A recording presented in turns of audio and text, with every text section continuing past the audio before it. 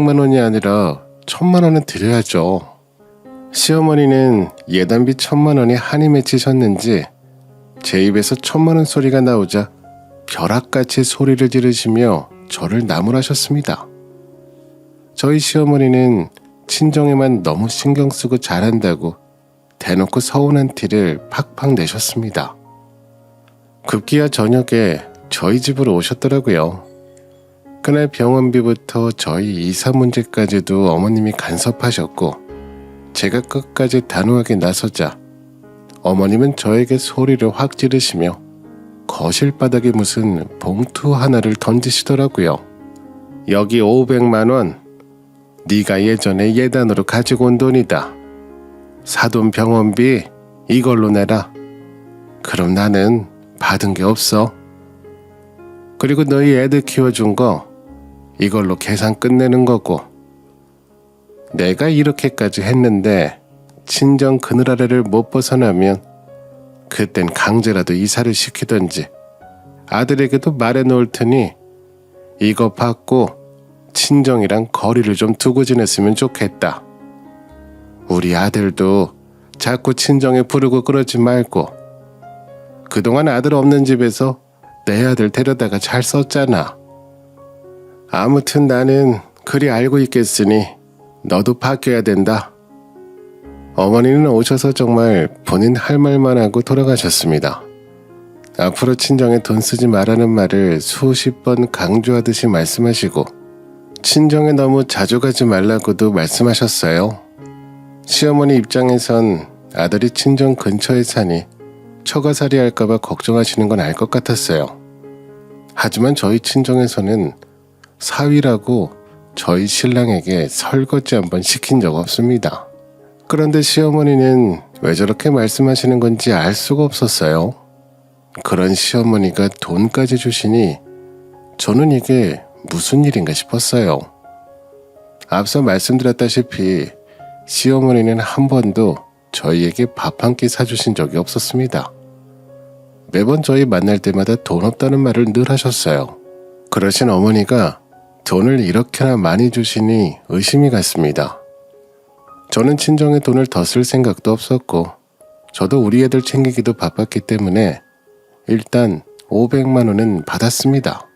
시어머니한테 돈을 받아놓고 밤새 생각해보니 돈 10만 원도 아까워하신 어머니가 애들 학교 입학할 때도 10,000원 한 장 주시지 않던 시어머니가 500만 원을 갑자기 준 게 너무 이상했어요. 그냥 하시던 대로 긁으면 그만인데 왜 저러나 싶어 이상하다 생각했습니다. 그러다 설마 싶어 남편 통장을 살펴봤는데 거기에 떡하니 530만 원이 찍혀 있는 겁니다. 심지어 30만 원을 더 보내드린 겁니다. 시어머니는 우리 부부의 돈을 받아다가 저에게 주면서 예단비 어쩌고 하셨다는 게 너무 어처구니가 없었어요. 그래놓고 저한테 친정에 가지 말라 하는 말을 한다는 게 나를 무시하거나 우리 친정을 무시하나라는 생각밖에 들지 않았습니다. 그리고 제가 아이를 키우면서 단 한 번도 도와주신 적이 없었는데 보통은 사돈이 도와준다 하면 고마워하는 게 정상 아닌가요? 빈말이라도요. 이번에 지혜가 아파서 입원했을 때 사돈 어른이 와서 계셨다며 고생하셨겠다. 이런 말을 한 적도 단 한 번도 없었습니다.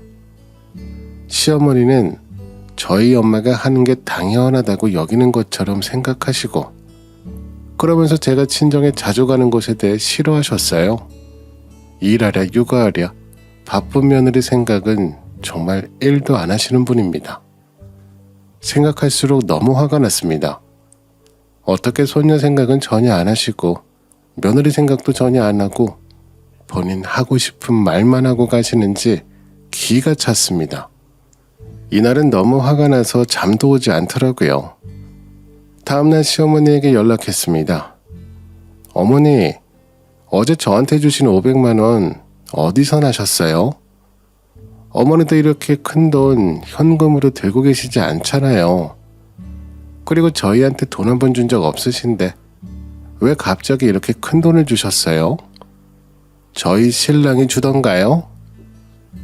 어머니한테 500만 원 어디서 받으셨냐 물으니 대답을 피하고 전화를 끊으시더라고요. 그리고는 제 전화를 받지 않으시는 겁니다. 아마 제가 무언가를 눈치챘다 생각하시는 것 같았어요. 그래서 퇴근 후 시댁에 가서 물어봤습니다. 도저히 그냥 넘어갈 수가 없었어요. 어머님은 아니라고 잡아떼다가 제가 통장 내역서 보여드리니 그제야 결국 실토하시더라고요. 우리 아들이 처가살이하는 거 힘들다더라. 네가 그렇게 처가에만 붙어있으니 집이 집처럼 안 느껴진대. 그러니 적당히 붙어 살아야지. 매일같이 가서 그러니 신랑이 집에 애정이 생기겠어? 나도 우리 아들이 처가살이하는 거 바라지 않는다. 시어머니는 신랑이 힘들어한다고 처가랑 너무 가까이 지내는 거 불편해한다고 그래서 시모가 총대 메고 나섰다는 것이었습니다. 시어머님이 주신 그 500만 원이 알고 보니 남편이 준 돈이었어요. 남편도 친정에 돈 줬다는 것이 싫었던 것이었죠.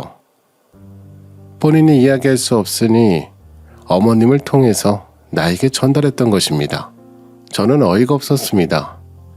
그렇다고 이런 짓을 한다뇨. 거기에 신랑은 바본가요? 이렇게 저한테 들킬 짓을 한다는 게 더 열받았습니다. 그래서 제가 그럼 500만 원이면 500만 원이지 왜 530만 원이나 입금한 건데요? 그건 우리 아들이 나 준 거야. 요즘 내가 허리가 아파서 병원 다니는데 보태 쓰라고. 너는 시미가 아프든 말든 신경도 안 쓰잖아. 저는 30만 원 더 받으신 건 뭐 해결해주는 비용 같은 거라고 따지자. 어머님이 그건 자식이 부모에게 주는 거라며 본인이 아들에게 받은 건 상관없고 제가 친정에 주는 것만 싫어하시더라고요. 네가 맨날 친정에서 저녁도 먹고 오니 우리 아들이 마음 편하겠니? 집에 마음 붙일 수가 없으니 자꾸 밖으로 나돌지. 네가 잘 생각해봐라. 너희 부모님 챙기는 것만큼 우리 아들 챙겨봐 하시는 겁니다. 어머님은 저희 부부가 멀어지게 된 이유를 저희 친정 탓으로 돌렸습니다. 그리고는 다음날 남편이 곧장 저에게 그러더라고요. 우리 애들 우리 엄마한테도 방학 때 맡겨보는 건 어때? 이제 아기도 아니고 혼자서 다 할 줄 아는 나이고 매일 장인 장모님한테만 가 있으니 친할머니하고는 추억이 없잖아. 그러면서 우리 엄마도 애 잘 본다며 우리 엄마에게 애들 부탁하라고. 그래야 애들이랑 할머니가 친해지지 않겠냐고 하는 겁니다. 늘 가면 우리 아들 하면서 신랑만 챙기고 음식도 늘 신랑이 좋아하는 음식만 사다 놓으시는데 아이들도 다 알더라고요. 할머니는 아빠만 좋아한다고 늘 말했어요. 그런데 제가 친정에만 애를 맡기니 애들이 장인 장보만 좋아하는 게 아니냐며 애들을 시댁에 맡기라고 하는 겁니다. 봐, 당신이 친정에만 얼마나 자주 가면 애들이 시댁 간다 하면 안 간다고 하잖아. 당신이 친정에 가는 거 반만큼이라도 시댁에 갔어봐. 애들이 가려고 하지. 우리 엄마도 손녀들 보고 싶어 하셔. 그래서 제가 그랬죠. 당신 집에 가면 늘 어머니 먹고 싶은 걸로 외식하잖아. 아니면 맨날 당신 좋아하는 음식만 하시잖아. 아직 애들 매운 거 못 먹는데 매일 생선찜 매운탕 다 당신이 좋아하는 것들이잖아. 나랑 우리 애들 먹을 거는 하나도 없고 한두 번도 아니고 매번 그러시는데 가고 싶겠어? 그리고 어제 있었던 530만 원 일까지 있어 그런지 저도 예민했죠. 근데 아침부터 남편이 애들 데리고 시댁 가라고 건들길래 그날 결국 다 쏟아내고 말았어요. 저는 신랑에게 500만 원 가지고 지금 뭐 하는 거야? 싫으면 싫다고 하지. 우리 공금으로 빼서 시어머니 드리고 다시 받고 30만 원은 수고료야 뭐야. 가지가지 한다 당신도 정말. 그러자 남편이 성질을 부리며 그러더라고요. 네가 매일 친정 식구들만 지내잖아. 나도 우리 엄마 30만 원 준 게 어때서? 그리고 매일 친정 가서 밥 먹고 오는 것도 한두 번이지. 나도 지친다. 나도 처가살이 힘들다고. 그렇다고 내가 이런 말하면 연봉부터 시작해서 당신이 잔소리 하잖아. 듣다 보니 어이가 없어서 저도 그랬죠. 그렇다고 이런 짓을 해? 우리 엄마랑 아빠가 너한테 그리고 우리 자식들한테 얼마나 잘했는데. 그리고 당신 술 먹고 해장국까지 끓여다 주시고 세상에 어떤 장모가 그러니? 그러면서 지금 나에게 고작 엄마한테 500 줬다고 이런 일을 벌이는 거야? 저도 지난 이야기를 다 꺼냈어요. 그러자 남편 스스로 그걸 건들더군요. 제가 가장 싫어하는 소리, 그걸 시어머니가 아닌 남편이 했어요. 야, 예단으로 보내신 것도 500이었어. 그리고 수술비 알아보니 200만 원 조금 넘던데 왜 2배나 드리는데? 당신은 늘 우리 엄마 밥 한 번 사는 거 가지고 20만 원 나온다고 그렇게 욕하면서 너희 집에 쓰는 돈은 안 아깝지? 남편 입에서 예단 소리가 나오자 저는 정신이 얼얼해서 한동안 말을 못하겠더라고요. 그리고는 마지막으로 제가 그랬어요. 당신 정말 많이 변했구나. 그렇게 우리 부모님한테 잘하고 나를 사랑하던 당신으로 돌아올 줄 알았는데 당신이랑은 여기까지인가 보다. 난 당신이 이 정도로 힘들어할 줄은 정말 몰랐어. 내가 기대를 너무 많이 했나 봐. 아님 사람이 변하던가. 그러자 남편은 왜 또 내 탓을 하는데? 당신은 잘했어? 친정에 하는 거 반만큼만 나한테 했어봐. 나도 당신한테 잘했을 거야. 매일 친정에만 가고 주말에도 가면 도대체 우리 부부의 시간이 있긴 한 거야? 애초에 여기로 집을 옮기는 게 아니었어. 지금이라도 다시 이사 가자. 내가 당장 내일 부동산 가서 알아볼게. 하는 겁니다. 솔직히 기가 차서 이런 남자랑은 더 이상 살 필요가 없다고 생각했습니다.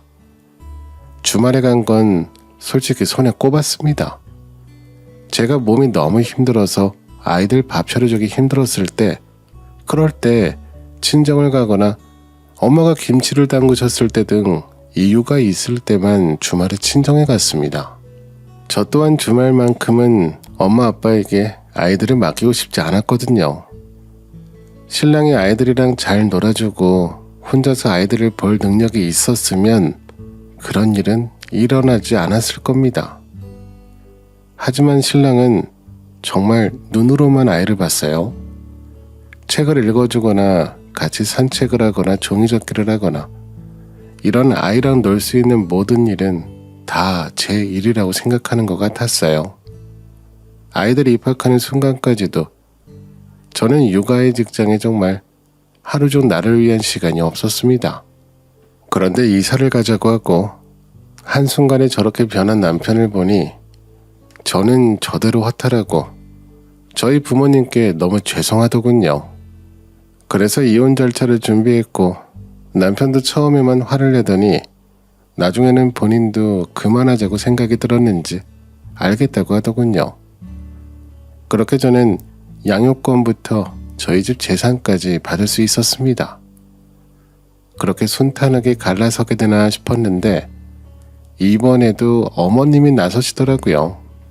이혼을 준비할 때였습니다.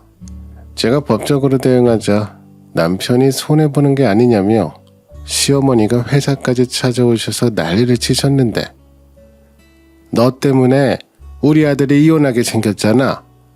우리 아들이 무슨 잘못을 했다고 이혼을 당해. 그리고 애들은 네가 다 데리고 간다며. 이혼도 네가 하자고 했고 애들도 네가 데려간다 했는데 우리가 양육비를 왜 주니? 다 네 멋대로 해서 일을 벌려놓은 건데 아무튼 우리는 양육비는 못 주니까 그렇게 하라라. 그래서 제가 양육비는 아비가 된 자로서 당연히 줘야 하는 거예요. 그럼 저희 딸은 신랑의 자식들이 아닌가요? 어머니는 그렇게 아들 편만 드실 거면서 왜 저를 찾아와서 그러시나요? 제가 뭘 잘못했다고요? 잘못이 없긴 왜 없어. 시작부터 잘못투성이었는데 네가 이렇게 시댁 무시하고 네 하고픈 대로 살려고 하니 이 사달이 나지. 매일 친정에 살다시피 하는데 어떤 남자가 좋아하니? 매번 시댁을 무시하는데 어떤 남자가 좋아해?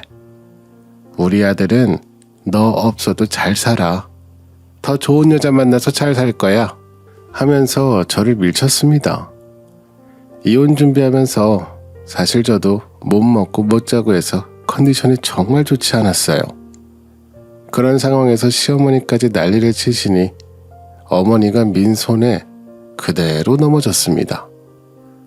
저는 넘어지면서 손목에 금이 갔고 상해죄와 명예훼손죄까지 어머니를 고소했습니다.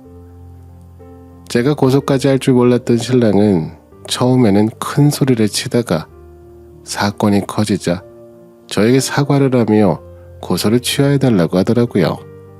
그러면서 시어머니한테 돈을 받았고요. 그때 어머님이 어찌나 손을 부들부들 떠시던지 나중에는 온몸을 떠시며 눈물까지 흘리시는데 솔직히 전혀 미안한 감정이 들지 않았습니다. 지난 10년 동안 예단비 500만 원으로 사람을 얼마나 힘들게 했는지 모릅니다. 그뿐인가요? 일하는 며느리에 대한 배려가 1도 없었습니다. 언제나 우리 아들 하면서 늘 신랑 편에만 생각하고 고생하는 저에게는 늘 애들보다 신랑을 먼저 챙겨라 하셨습니다. 거기에 친정부모님이 아이들을 키워주신 것에 대해 고마움은 없었고 오히려 친정부모님은 아이들을 자주 봐서 좋겠다며 매일 자식들 볼 수 있어 좋겠다고 말씀하셨습니다. 그러시고는 혼자서는 애 하루도 못 본다고 한 번도 봐주신 적이 없으신 분이 바로 저희 시어머니였어요.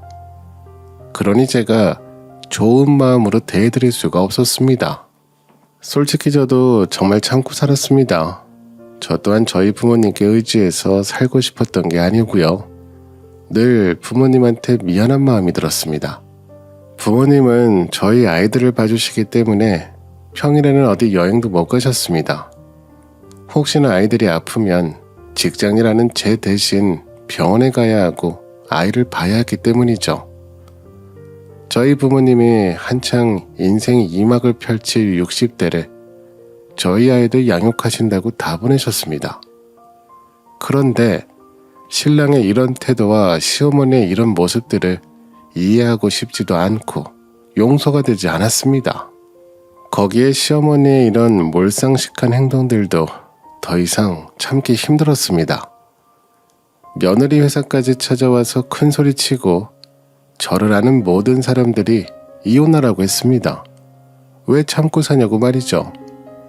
아이 키우는데 1도 도움 준 적 없으면서 저에게 뭐 대단한 일 한다고 자기 아들을 방치하냐며 말하는 시어머니를 이해하고 싶지 않았습니다. 그렇게 저희 부부는 이혼을 하고 저는 친정집에 들어갔습니다. 이혼을 하면서 신랑은 처음엔 의기양양하게 큰 소리를 쳤습니다. 이혼녀가 되면 너한테는 좋을 줄 알아? 그렇게 친정 식구들만 챙기더니 우리 부부는 당신이 친정 식구들만 너무 끼고 살아서 이 지경이 된 거야 하면서 제 속을 뒤집어 놓던 신랑이 한 달이 지나고 석 달이 지나자 빌기 시작하더라고요. 혼자 살기 시작하더니 사람이 달라졌습니다. 자기야, 내가 미쳤나봐. 당신 없이 애들 안 보고 못 살겠어. 한 번만 용서해줘. 장인 장모한테도 내가 잘할게. 한 번만 나를 받아주면 안 될까? 내가 우리 가족의 소중함을 몰랐어.